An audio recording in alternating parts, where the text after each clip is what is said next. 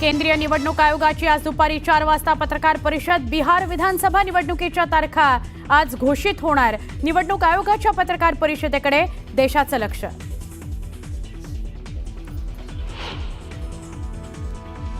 मुंबई पालिकेची प्रभाग रचना आज जाहीर होणार। आरक्षण सोडत आणि नंतरच्या निवडणूक प्रक्रियेला वेग येणार।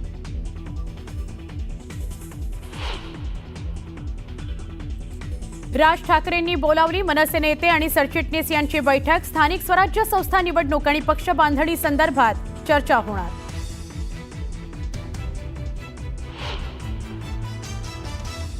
राज ठाकरे आणि उद्धव ठाकरे यांची मातोश्रीवर 40 मिनिटं चर्चा। राऊतांच्या कार्यक्रमानंतर राज ठाकरे अचानक मातोश्रीवर। दिवसभरातल्या दुसऱ्या भेटीनं ठाकरे बंधूंच्या युतीच्या चर्चांना बळ।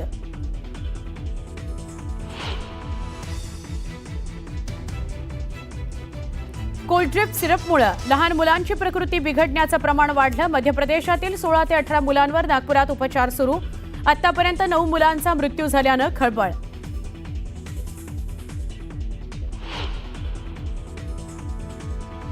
परभणी जिल्ह्यातल्या नाथखेडा परिसरात ढगफुटी सदृश्य पाऊस। परिसरात साचलं पाणी, गोठ्यांमध्येही शिरलं पाणी।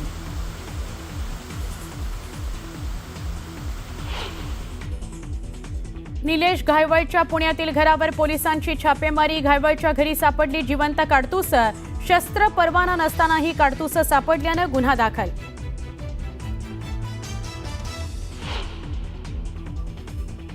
जयपूरच्या सवाई मानसिंग रुग्णालयामध्ये आयसीयूत भीषण आग। आगीत होरपळून 6 जणांचा मृत्यू, 5 जण गंभीर।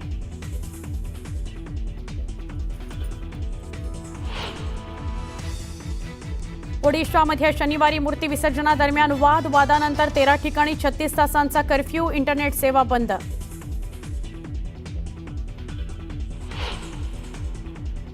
बिहारपासून बंगालपर्यंत पुरामुळे हाहाकार। कोसी नदीला पूर, अनेक घरं पाण्याखाली। हिमाचल आणि जम्मूमध्ये जोरदार बर्फवृष्टी। सगळ्या शाळांना सुटी जाहीर।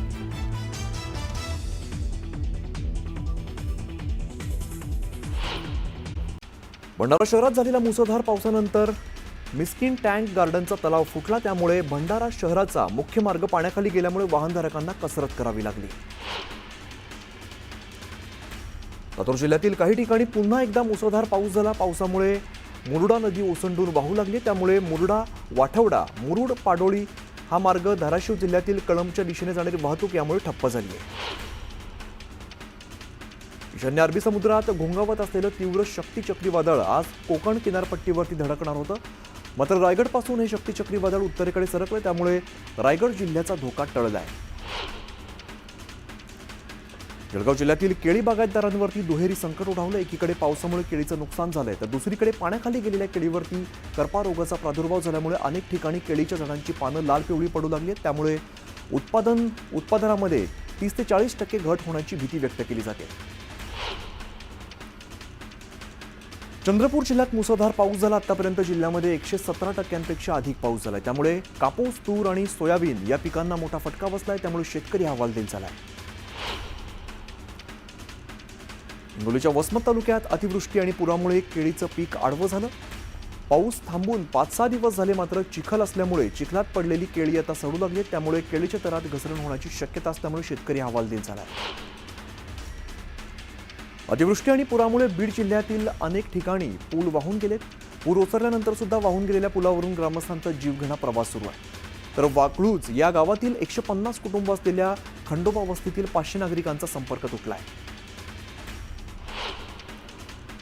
धाराशिव जिल्ह्यातील कळंब तालुक्यात जोरदार पाऊस झालाय। पाट शिरपुरा परिसरामध्ये पावसाने कहर माजवलेला आहे। दरम्यान बार्शीपुरा गावाजवळ अजून सुद्धा पाण्याचा वेढा आहे। तब्बल 150 एकर शेती पाण्याखाली गेल्यामुळे शेतकरी हवालदिल झालाय। उत्तर सोलापूर तालुक्यातील तिरे गावाला सीना नदीच्या महापुराचा सर्वाधिक फटका बसलाय। कुलकर्णी वस्तीच्या शिवारातील ऊसाच्या पिकात मोठ्या प्रमाणात पाणी साचलं होतं। दरम्यान आता पूर ओसरल्यानंतर ऊसाचं पीक सुकून गेलंय। इंदापुरात अतिवृष्टीग्रस्त शेतकऱ्यांच्या खात्यामध्ये फक्त 2,500ची मदत जमा झाली आहे। त्यामुळे शेतकऱ्यांनी संताप व्यक्त केलाय। मनी ऑर्डरने कृषी मंत्र्यांना हे पैसे परत पाठवणार असा आक्रमक पवित्रा शेतकऱ्यांनी घेतलाय। कोकणात चक्रीवादळ प्रत्यक्ष धडकलं नसलं तरी समुद्र किनारपट्टी भागात याचा मोठा प्रभाव बघायला मिळतोय।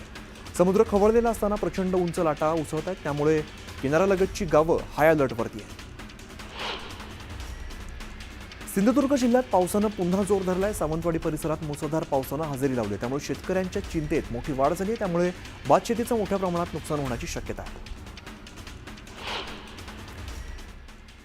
आणि एक महत्त्वाची बातमी समोर येते. भारतीय महिला संघाचा पाकवरती 88 धावांनी दणदणीत विजय बघायला मिळतोय.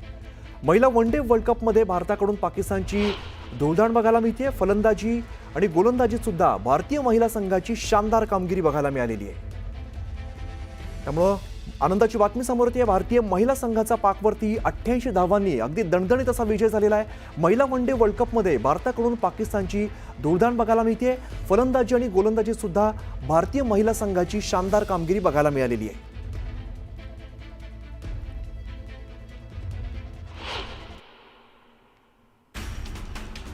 अमित शहा राज्याच्या दौऱ्यावरती आहेत, तर त्यांनी शेताच्या बांधावरती जात पाहणी करावी. राष्ट्रीय आपत्ती जाहीर करून शेतकऱ्यांसाठी मोठ्या मदतीची घोषणा करून राज्याचे कैवारी असल्याचं सिद्ध करा, असं आव्हान खासदार ओमराजे निंबाळकरांनी दिलंय. हमीभावाची घोषणा ही पुढच्या वर्षासाठी केली आहे. यावर्षी घोषणा करू शकले नाहीत. घोषणा करायची असती तर दिल्लीवरून करता आली असती, अशा शब्दात बच्चू कडूंनी केंद्र सरकारवरती जोरदार निशाणा साधला. पंढरपुरातील विठ्ठल मंदिर समितीच्या बैठकीत कार्तिकी एकादशीच्या मुद्द्यावरती चर्चा झाली. कार्तिकी एकादशीची पूजा उपमुख्यमंत्री एकनाथ शिंदे करणार की अजित पवार करणार, याबाबत विधी आणि न्याय विभागाकडे विचारणा केली जाणार आहे. त्यामुळे उपमुख्यमंत्री 2, पूजेचा मानकरी कोण, अशी चर्चा आता रंगू लागली आहे. इंस्टाग्रामवरती आंदेकर टोळीचं समर्थन करत रील आणि स्टेटस ठेवणाऱ्या 5 आरोपींना अटक करण्यात आली आहे. पुणे पोलिसांची आंदेकर टोळी समर्थकांवरती कारवाई बघायला मिळते. मालेगाव राडा प्रकरणात पोलिसांनी काँग्रेसच्या शहराध्यक्षासह 12 जणांवरती गुन्हा दाखल केलाय. मालेगाव काँग्रेस आणि समाजवादी पार्टीच्या कार्यकर्त्यांमध्ये काल हाणामारी झाली होती आणि या मारहाणीच्या घटनेत 4 जण गंभीर जखमी झाले. बुलढाणा जिल्ह्यातील बावनबीर गावामध्ये नवदुर्गा विसर्जन मिरवणुकीत झालेल्या दगडफेकीनंतर गावात तणावपूर्ण शांततेचं वातावरण आहे. या प्रकरणी पोलिसांनी आतापर्यंत 12 जणांना ताब्यात घेतलंय, तर पोलिसांकडून अजूनही कोम्बिंग ऑपरेशन सुरू असून गावात पोलिसांचा बंदोबस्त तैनात करण्यात आला आहे. गौतमी पाटीलच्या कार अपघातापूर्वीचं सीसीटीव्ही फुटेज आता समोर आलंय. या कारमध्ये 2 जण होते. एक जण पेट्रोल पंपाजवळ उतरला होता, त्यानंतर कार पुढे गेली आणि अपघात झाला. नुकसान भरपाईसाठी राज्य सरकार कायमच आग्रही आहे. त्यामुळे सरकारने डिटेल अहवाल पाठवल्यानंतर केंद्राकडून तातडीची मदत देऊ, अशी ग्वाही गृहमंत्री अमित शहाने दिली. अतिवृष्टीचा राज्यातील शेतकऱ्यांना मोठा फटका बसला. जवळपास 60 लाख हेक्टरहून जास्त शेतीचं नुकसान झालंय. तर यापूर्वी झालेल्या नुकसानीची तातडीने मदत देण्यात आली आहे. शेतकऱ्यांना केंद्राकडून वेळोवेळी भरीव मदत देण्यात आली आहे, असं वक्तव्य अमित शहांनी केलंय. केंद्रीय गृहमंत्री अमित शहांच्या हस्ते कोपरगाव सहकारी साखर कारखान्यातील पहिल्या सीएनजी निर्मिती प्रकल्पाचं ऑनलाईन उद्घाटन पार पडलं. यावेळेला मुख्यमंत्री आणि दोन्ही उपमुख्यमंत्री उपस्थित होते. या उद्घाटन सोहळ्यानंतर शेतकरी सहकार मेळावा पार पडला. राज ठाकरेंनी उद्या सकाळी 11 वाजता शिवतीर्थावरती बैठक बोलवली आहे. स्थानिक स्वराज्य संस्थांच्या निवडणुका आणि संघटनात्मक बांधणीसाठी बैठक बोलवली आहे. मनसेचे नेते आणि सरचिटणीसांसोबत राज ठाकरे चर्चा करणार आहेत. आदिवासी विद्यार्थी आणि महिलांना केंद्रबिंदू ठेवून काम करत असल्यामुळे मंत्रिपदावरून हटवण्याचे प्रयत्न सुरू आहेत, असा आरोप आदिवासी विकास मंत्री अशोक उईके यांनी केलाय. मंत्रिपद गेलं तरी चालेल, परंतु शैक्षणिक गुणवत्ता आणि दर्जाबाबत तडजोड करणार नाही, असा इशाराही उईके यांनी दिलाय. पुण्यात वसंतदादा शुगर इन्स्टिट्यूटची बैठक पार पडली. या बैठकीला शरद पवारही उपस्थित होते. यवतमाळमध्ये आदिवासी विकास विभागाच्या वतीने महाराणी दुर्गावती जयंती साजरी करण्यात आली. पालकमंत्री संजय राठोड आणि आदिवासी विकास मंत्री अशोक उईके यांच्या प्रमुख उपस्थितीत कार्यक्रम पार पडला. आदिवासी महिलांचं सबलीकरण झालं पाहिजे, त्यांना स्वयंरोजगार मिळावा, यासाठी महिला आणि विद्यार्थ्यांना केंद्रबिंदू ठेवून आदिवासी विकास विभाग काम करत असल्याचं अशोक उईकेंनी स्पष्ट केलं. भंडाराच्या कर्डीत केंद्रीय मंत्री नितीन गडकरींच्या उपस्थितीत शेतकरी मेळावा पार पडला. यावेळेला ऊस उत्पादक शेतकऱ्यांनी घोषणाबाजी करत ऊस बिल कपातीच्या निर्णयाला विरोध केला.